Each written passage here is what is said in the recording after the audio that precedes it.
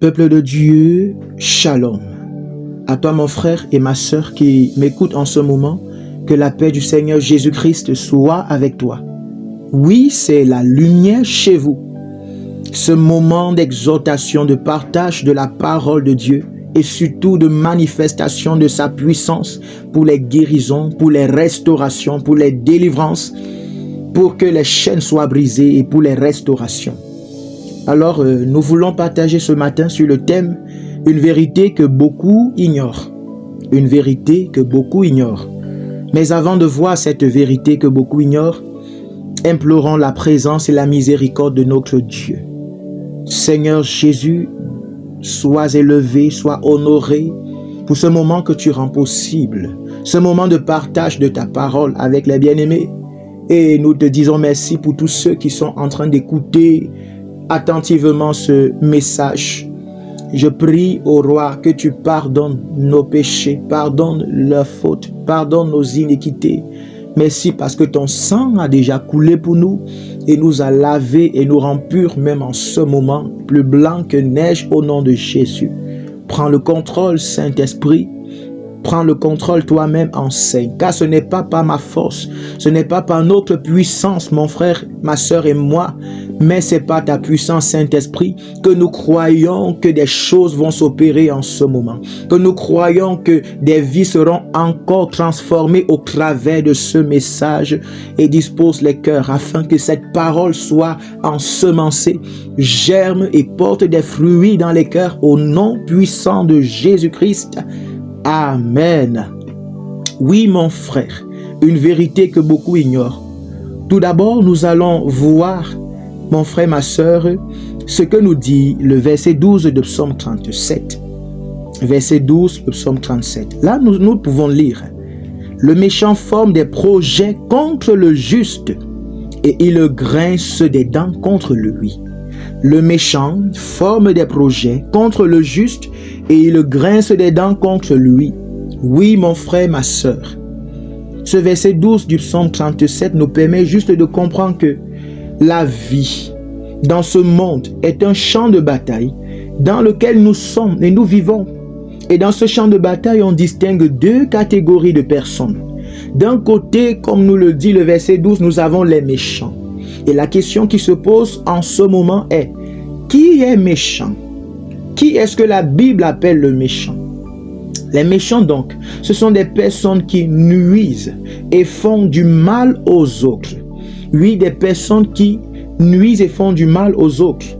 Exemple, dans tes études, toi qui m'entends, il y a des méchants qui sont autour de toi certainement. Dans ton travail, dans ton quartier, dans ta famille, dans ton village, dans ta maison même, partout où tu te trouves, il peut y avoir des méchants, des personnes qui sont là pour te nuire, des personnes qui se lèvent pour te nuire et ne demandent pas pourquoi est-ce qu'ils le font. Ne me réponds pas que non, tu n'as pas fait du mal à quelqu'un, parce que mon frère, ma soeur, le méchant n'a pas besoin d'avoir une raison valable pour se lever contre toi. Il suffit juste qu'il se tienne là où il est et qu'il voie ta vie en train d'avancer de façon glorieuse, peut-être à cause de la présence du Seigneur Jésus-Christ dans ta vie.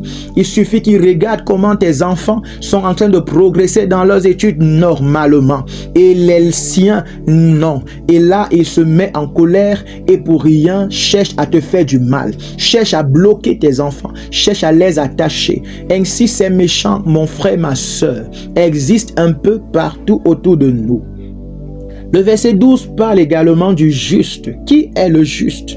Nous pouvons dire ici que le juste est celui qui est justifié déjà par le sang de Jésus-Christ. Et donc, c'est une personne qui a le mal en horreur. Une personne qui n'est plus prompte à pécher ni à faire du mal aux autres. Voilà, mon frère, ma soeur, celui que nous pouvons appeler juste ici. Et la question que je m'en vais te poser, mon frère, ma soeur, toi qui m'entends en ce moment, dans quelle catégorie te classes-tu puisque tu vis dans le monde avec moi? Et dans ce monde, nous sommes dans un champ de bataille. Où vivent ces deux catégories de personnes? Toi, tu te classes dans quelle catégorie? Fais-tu partie des justes ou fais-tu partie des méchants? Alors, si tu fais partie des justes, sois encouragé et suis cette voie. Mais si tu fais partie des méchants, je voudrais te dire déjà, mon frère, ma soeur, il est encore temps de changer. Il est encore temps de t'arrêter et de revoir ta vie, parce que le temps de la grâce, nous sommes toujours dans ce temps et le Seigneur Jésus est toujours disponible pour te changer, pour te transformer. Alléluia. Ainsi, le verset 12 également nous parle des projets qui sont formés contre le juste par le méchant. Et nous pouvons donc nous demander quels sont ces projets que le méchant forme. Alors, ce que je peux déjà nous dire, mon frère, ma soeur, c'est que ce ne sont pas des projets d'aide. Le méchant ne forme pas des projets pour t'aider, pour te relever, mais ce sont des projets pour te détruire. Ce sont des projets de destruction. Oui, parfois, il forme des projets pour t'empoisonner afin de récupérer un poste que toi tu occupes de façon légale. Parfois, ils peuvent te sacrifier juste parce qu'ils recherchent la gloire et les richesses de ce monde.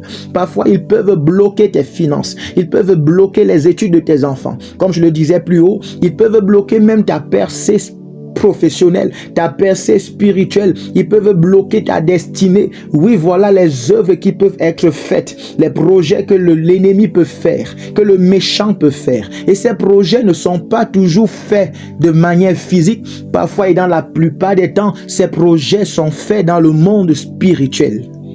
Alors mon frère et ma soeur, tu dois savoir que toute chose, avant qu'elle n'arrive physiquement, a d'abord lieu spirituellement, avant de s'accomplir dans le physique. Parfois tu fais des rêves et quelques jours plus tard, étant réveillé, tu vois la chose s'accomplit devant toi et tu te dis, mais tiens, il se peut que j'avais déjà vécu cette situation, cet événement. Oui, c'est que mon frère, ma soeur, cette chose avait déjà été planifiée et arrêtée dans le monde spirituel, et notre Dieu qui parle encore aux hommes aujourd'hui t'a parlé et tu n'as pas su comment exploiter cette information, et n'ayant rien fait, cela s'est accompli. Oui, parce que Dieu nous montre des choses également à travers des songes. On peut le voir à travers Job chapitre 33 à partir du verset 14. Et lorsque Dieu nous parle, c'est pour nous donner des instructions, pour nous donner des avertissements, également pour nous annoncer des projets à venir de l'ennemi et parfois même ses propres projets à lui. Mais quand cela vient de l'ennemi, nous avons le pouvoir de l'arrêter, mon frère et ma sœur. Ainsi, nous avons parlé du méchant, nous avons parlé également du juste. L'instrument utilisé par ces méchants pour accomplir leur projet satanique dans ta vie, dans ma vie, dans la vie de ceux qui sont autour de toi est appelé ici une arme. Oui, pour t'empoisonner, le méchant utilise une boisson parfois empoisonnée et te l'offre. À ce moment, cette boisson est une arme. Parfois, il peut utiliser un repas qui est empoisonné et te l'offre. À ce moment, ce repas est une arme. Parfois, il peut utiliser également des friandises, des aliments, des biscuits, des bonbons, et ces aliments deviennent les armes utilisées par l'ennemi, mon frère et ma sœur. Oui, et parfois pour t'atteindre, pour former ces projets, pour accomplir ces projets négatifs contre ta vie, parfois c'est la main ou les yeux de cet agent du monde des ténèbres qui ont été préparés toute la nuit dans le monde des ténèbres, et qu'est-ce qui se passe? On l'envoie, on le mandate, et ce qu'il doit faire, c'est juste de te tendre la main en te saluant. Et là, à ton tour, si tu prends cette main de salutation, dès lors que tu entres en contact avec sa main, alors l'arme est directement amorcé et tu reçois la balle spirituelle qui était préparée contre toi si tu n'avais pas une sécurité digne de ce nom qui ne peut venir que du Seigneur Jésus. Oui, à ce moment, cette main est une arme qui a été préparée dans le spirituel. Parfois, ce sont juste des yeux. Tu vas parfois affronter, toi qui es peut-être enseignant, toi qui es une grande personne ou un enfant, tu es face à un enfant devant toi, face à un ami, et pendant que vous causez, tu te rends compte qu'il fait tout pour te regarder les yeux dans les yeux. Parce que parfois, à certains moments, ce sont les yeux qui sont préparés dans le spirituel. Et lorsque cette personne est face à toi, elle fait tout pour que vos yeux puissent se regarder. Et lorsque directement vos yeux se regardent, C'est par là également que cette puissance, que cette balle qui avait été préparée dans le monde des ténèbres t'atteint. Comme je le dis, si tu n'as pas la sécurité qui vient de Jésus-Christ, oui mon frère, ma soeur, parfois même ce sont des corps de ces femmes qui sont préparées dans le monde des ténèbres. Et si je m'adresse à toi, qui est toujours friand, qui est toujours ouvert, qui a cette habitude de courir après chaque femme qui passe, à certains moments, ce sont ces femmes qui sont préparées dans le monde des ténèbres. Et l'objectif est tout simplement qu'elles te séduisent, tu acceptes et tu puisses coucher avec elles. Dès lors qu'elle entre en contact avec toi à travers le rapport, à travers l'intimité, tu reçois la décharge, tu reçois la balle qui avait été préparée. Si tu n'as pas Jésus-Christ, et évidemment, tu ne peux avoir Jésus-Christ et te livrer à de tels spectacles. Oui, mon frère, ma soeur, c'est tout simplement pour t'édifier déjà sur les types d'armes que l'ennemi utilise dans le monde des ténèbres et même dans le monde physique pour atteindre des personnes comme toi, des personnes comme moi. Alors, mon frère, ma soeur, pour te sacrifier, pour bloquer ton activité, ton ministère, tes études, ta percée, ta promotion et bien d'autres, l'ennemi utilise des paroles relâchées par la langue et parfois des langues imprégnées d'une autorité diabolique que leur confère Satan. Oui, que Satan confère à ses serviteurs qui sont des marabouts, qui sont des charlatans, les devins, les sectaires, les magiciens, dont ces langues d'hommes également sont des armes. Oui, mon frère, ma soeur. Et devant ces situations, nous nous appuyons souvent sur un verset très connu et très confessé par des bien-aimés, y compris ceux qui sont dans l'église depuis des années. Lisons un peu Ésaïe 54, le verset 17, pour comprendre ce que ce verset nous dit. Ésaïe 54, le verset 17. Là, il est écrit: « Toute arme forgée contre toi sera sans effet. Et toute langue qui s'élèvera en justice contre toi, tu la condamneras. » Bien-aimés, si nous nous arrêtons juste à ce niveau de ce verset 17, comme je le disais, nous connaissons bien ce verset, mais il y a une vérité que nous ignorons et qui est cachée à la fin, dans les derniers mots de ce verset. Déjà, la Bible dit dès le départ que toute arme forgée contre toi sera sans effet. Et toute langue qui s'élèvera en justice contre toi, tu la condamneras. Oui, mon frère, nous avons déjà parlé des armes. Quelle que soit l'arme donc, que les ennemis autour de toi pourront brandir contre toi, la Bible dit, cela sera sans effet. Donc ça signifie que lorsque tu te couches dans ton sommeil, tu vois ton enfant en train de mourir. Ça veut dire qu'il y a une arme qui a été préparée contre toi en passant par la mort de ton enfant. La mort à ce moment, c'est cette arme-là. Qu'est-ce que tu dois faire donc à ton réveil? Dois-tu pleurer? Dois-tu te lamenter? Dois-tu courir à minuit vers ton père spirituel, vers ton pasteur, vers ton berger? Non. Tout ce que tu dois faire, c'est de brandir cette parole. Oui, beaucoup parmi nous le faisons déjà. Et si tu ne le faisais pas, alors apprends, comme nous avons dit dans les messages passés, oui, qu'il y a deux choses à faire pour changer la situation dans nos vies. Il faut croire en ce que Dieu a dit de nous. Le Seigneur dit que toute arme forgée contre nous sera sans effet. Oui, mon frère, ma soeur, il faut croire en cela et il faut également confesser. Donc, lorsque tu te réveilles, lorsque tu te lèves, tu dois confesser que cette arme est nulle et sans effet. Oui, et par la suite, la Bible dit encore que toute langue qui s'élèvera en justice contre toi, tu la condamneras.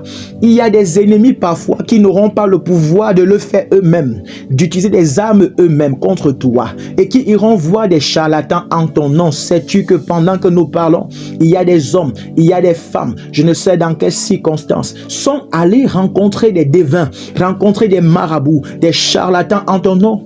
Sais-tu que à cause de la vie que tu mènes, il y a des sectes autour de toi qui se sont levés et font des réunions dans la nuit tardivement en ton nom?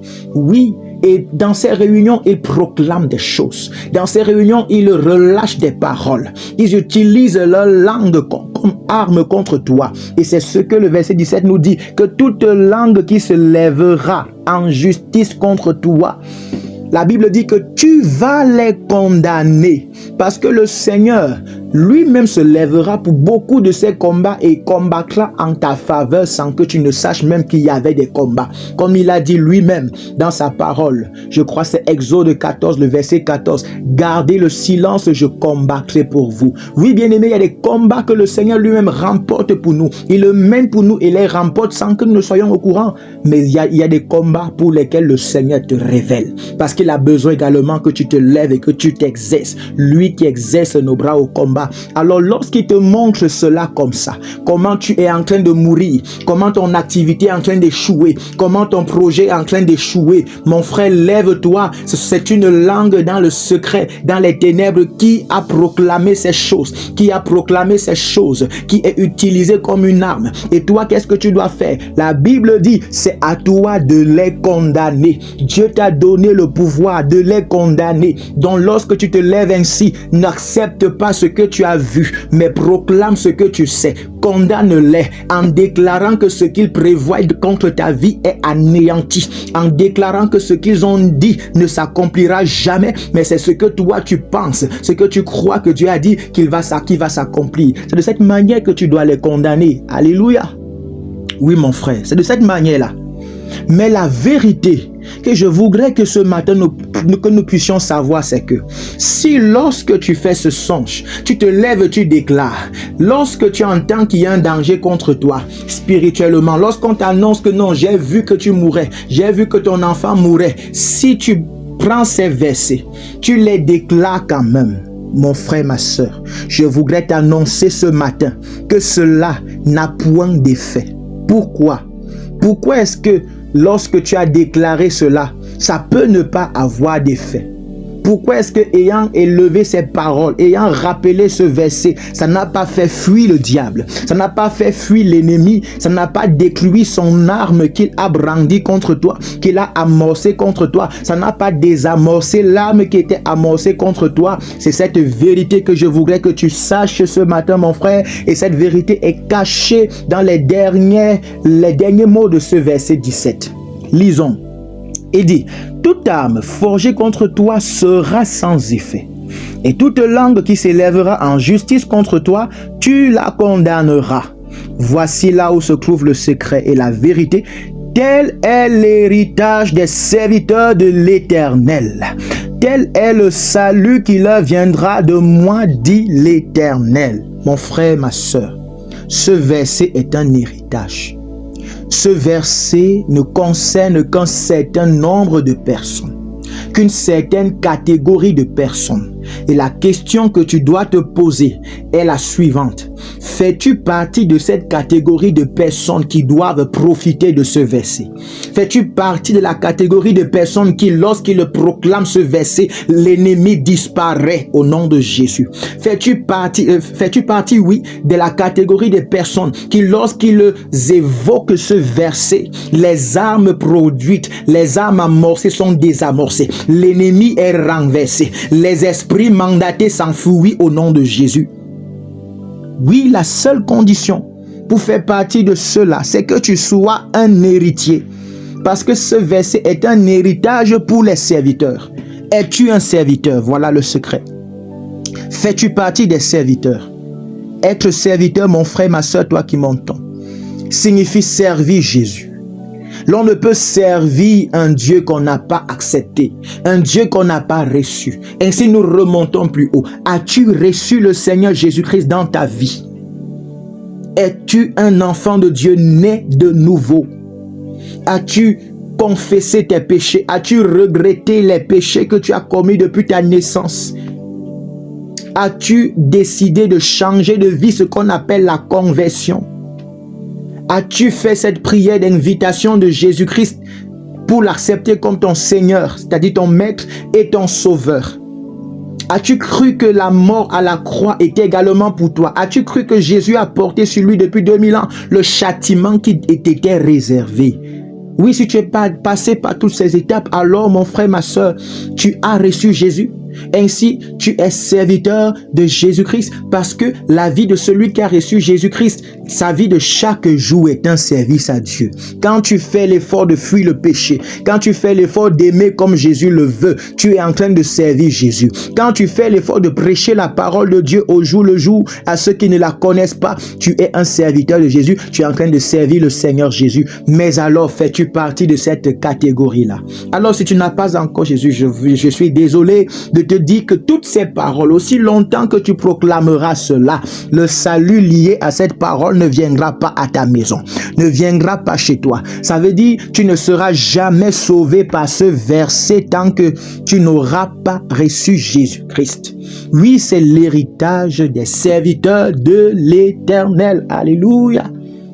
C'est pour te dire tout simplement qu'il ne se fait pas tard, mon frère, ma soeur.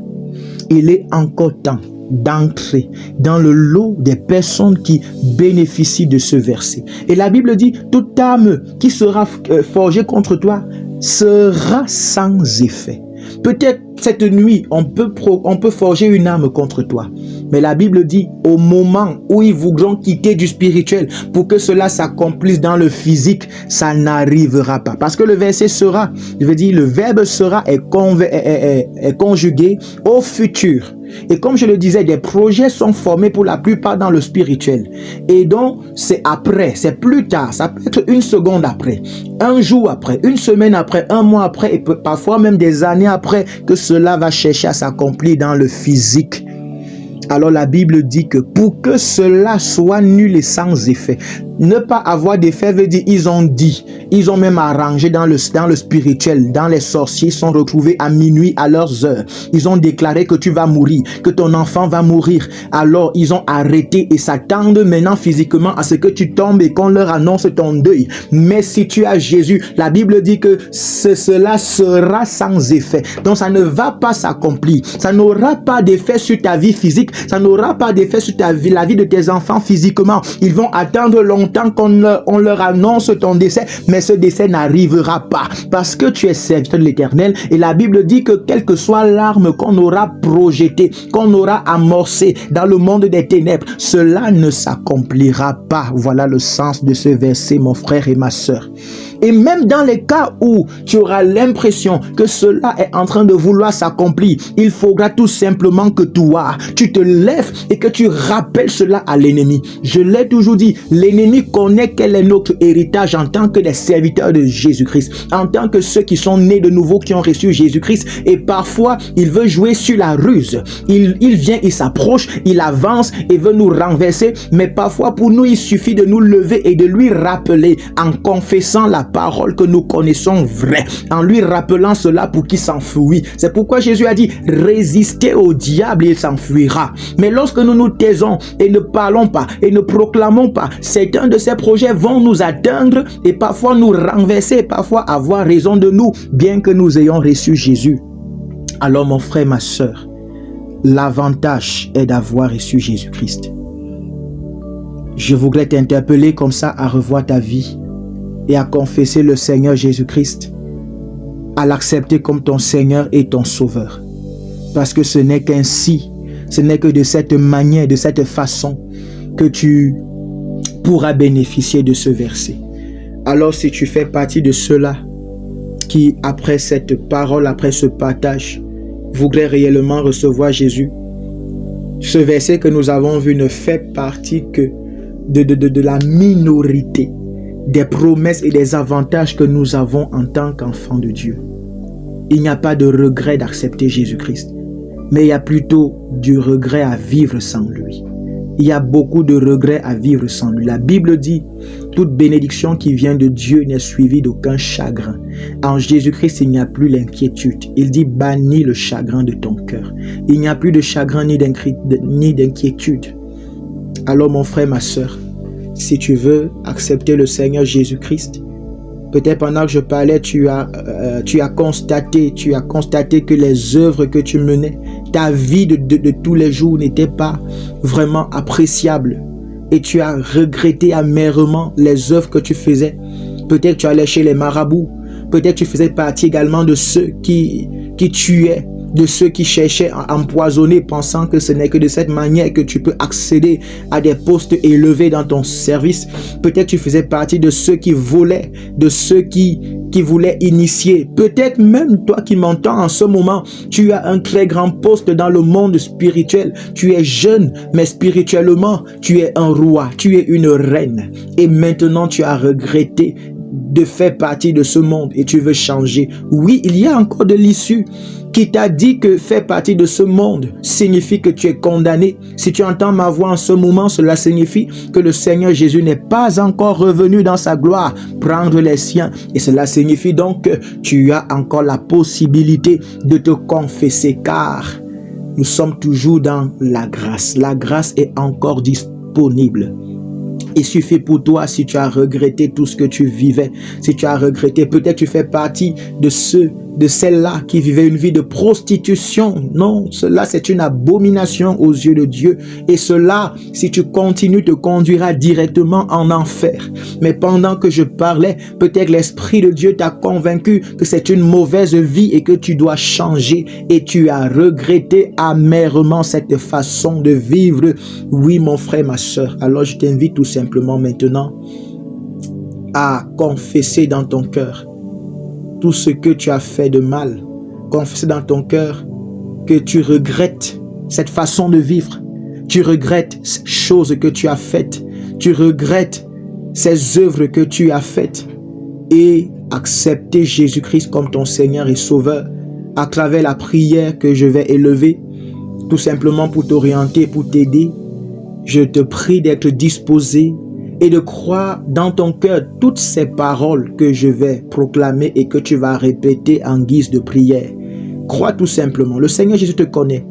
Il sonde les cœurs et les reins. Il est partout à la fois. Il n'est pas seulement ici, là où je suis en train de parler. Il est avec toi là où tu es, quels que soient les tréfonds du monde où tu te trouves et à partir duquel tu es en train de m'écouter. Il est avec toi parce qu'il est omniprésent partout à la fois.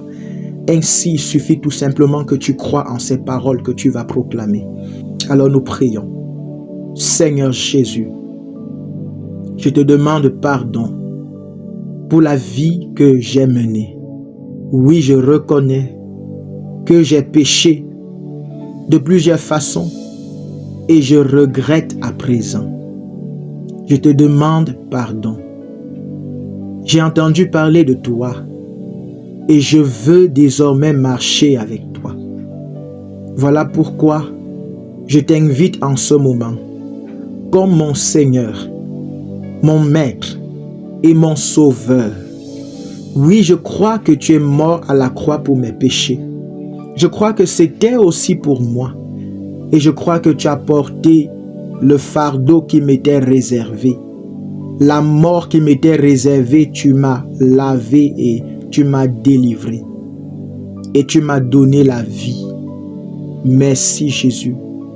Je veux que tu puisses me diriger, me conduire et m'accompagner tout au long de ma vie encore sur cette terre avant ton retour. Au nom de Jésus. Amen. Oui mon frère, si tu as fait cette prière avec moi, je voudrais t'encourager. Je voudrais te souhaiter la bienvenue parmi les enfants de Dieu et tout simplement te dire, tu as fait là ce qu'on appelle naître de nouveau. Oui, et cette nouvelle, ce processus, également mon frère, ma soeur, lorsque tu nais de nouveau, tu es un bébé, tu ne connais encore rien et tu dois être nouvellement enseigné, bâti. Pour cela, tu as besoin d'avoir la parole de Dieu à tes côtés. Tu as besoin, mon frère, ma soeur, d'avoir une Bible pour la lire chaque jour. Et je t'invite déjà d'ailleurs à rester connecté à nos programmes de la lumière chez vous, qui chaque semaine, nous avons 2 enseignements d'édification et de prière. Oui, je t'encourage surtout à rejoindre une communauté chrétienne où la parole de Dieu est véritablement enseignée pour être bâti et connaître Jésus-Christ, connaître le Seigneur Jésus, ce qu'il veut de toi et les promesses, surtout les promesses qu'il a déclarées pour ta vie et pour tous ceux qui l'ont reçu. Alléluia. Oui, en ce moment, nous allons prier parce que certainement, il y en a parmi ceux qui m'écoutent en ce moment, des personnes qui se sont retrouvés dans les symptômes que j'ai évoqués tout à l'heure. Peut-être, ça fait quelques jours, ça fait quelques semaines, tu t'es retrouvé alité, le ventre qui a commencé à gonfler. Et peut-être même tu es allé à l'hôpital, on t'a fait savoir que tu as été empoisonné d'une quelconque manière, avec une certaine consultation, on t'a fait savoir que tu as été empoisonné. Je voudrais qu'on prie ce matin pour ces catégories de personnes. Je crois que le Seigneur Jésus délivre encore. Peut-être tu fais partie de ceux qui ont déjà été sacrifiés. Oui, tu as fait déjà des rêves plusieurs fois où tu vois ton enfant mourir, ou toi-même tu te vois mourir. Chaque fois tu vois des cercueils dans les rêves, les cercueils dans ta maison, les cercueils dans ton salon, les cercueils dans ta cour. Oui, si tu es de ceux qui font ce genre de rêve, cela signifie, mon frère, ma soeur, qu'il y a un projet de mort précoce dans ta vie ou dans la vie d'un de tes proches.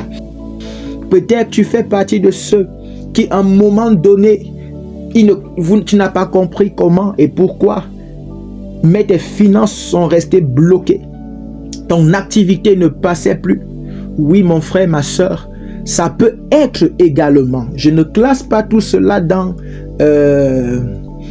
l'influence de la sorcellerie ou des ennemis. Parfois, il faut aussi revoir sur le plan financier.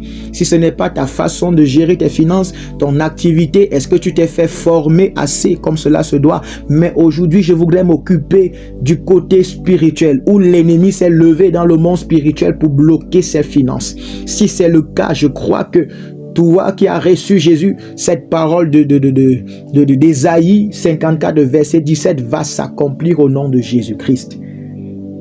Alors nous allons prier. Nous allons prier, dispose ton cœur. Jésus-Christ avait dit à Marie, si tu crois, tu verras la gloire de Dieu. Seigneur Jésus-Christ, ce matin, je te loue, je te bénis pour ton peuple, pour tes enfants qui sont en train d'écouter, tes enfants qui ont passé ces moments d'écoute de ce message. Bénis cette parole en eux et que cette parole soit une réalité au nom de Jésus. Je prie, Seigneur Jésus-Christ, dans la vie de mon frère qui m'entend en ce moment et qui est alité, qui souffre d'un empoisonnement et dont ses jours, Seigneur, sont désormais comptés. De cette sœur qui a été empoisonnée et dont ses jours sont désormais comptés. Je déclare, je prie au roi de gloire, touche-le, Seigneur. Dis un mot afin que la restauration, maintenant soit leur partage. Car tu as dit au roi de gloire que toute arme forgée contre tes serviteurs, mon Dieu, sera sans effet. Je me lève maintenant, quel que soit l'effet que ces armes de poison avaient dans leur vie, je déclare que ces effets s'arrêtent maintenant au nom de Jésus. Je commande que ces poisons qui étaient contenus dans leur corps, contenus dans leurs organes, soient maintenant extirpés, de leur corps au nom de Jésus.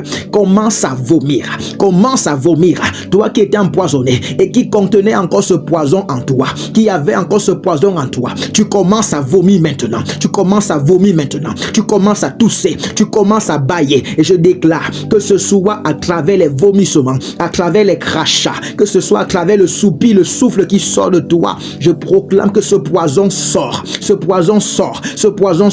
et même tu commences à ressentir le désir d'aller au petit coin, faire des urines ou faire des selles. Je proclame que c'est ce poison qui soit en train de sortir maintenant, au nom de Jésus, que la puissance du Saint-Esprit te localise là où tu es, soit restauré, soit délivré de cette mort précoce que les ennemis vous avaient proclamé contre ta vie par ce poison, par cette arme. Je déclare la délivrance, reçois ta délivrance au nom puissant de Jésus. Je déclare la restauration. Le sang de Jésus-Christ a coulé afin que ce verset puisse avoir de l'accomplissement dans ta vie. Mais je crois que ce matin tu seras restauré au nom du Seigneur Jésus-Christ.